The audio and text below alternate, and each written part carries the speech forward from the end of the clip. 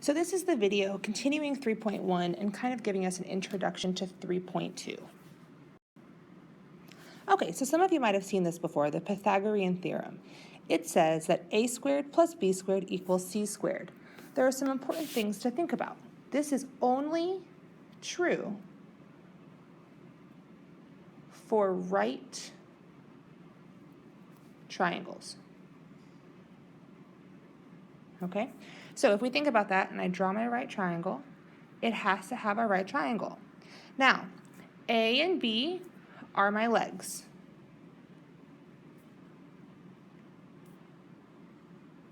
And C is the hypotenuse. So this is C.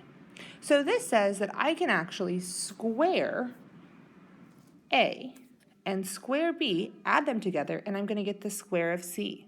So for example, you might have a triangle that says 3 and 4, and I want to know what's x. So I take my 3 squared plus 4 squared equals c squared. So 9 plus 16 equals c squared. 25 equals c squared, so c has to be equal to 5, right? Because we'll take the square root of both sides. The same could be true, well, we'll do that up here, if I had something like, I don't know, 13 and 12. And I want to know, what's x? Well, we set it up the same. X squared plus 12 squared equals 13 squared. And I do this because x and 12 are my legs, so they go over here. The hypotenuse we know. So that would be x squared plus 144 equals 169.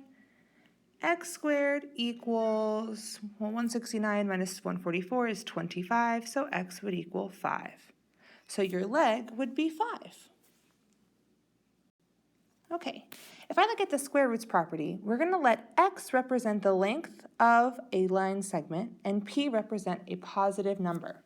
So if x squared is equal to p, then the square root of x squared is equal to the square root of p.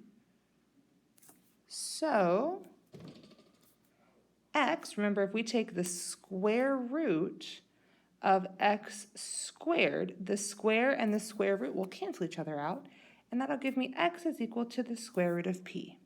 So this is the helpful idea to help us with that Pythagorean theorem. Okay, this is going to become super useful in the future.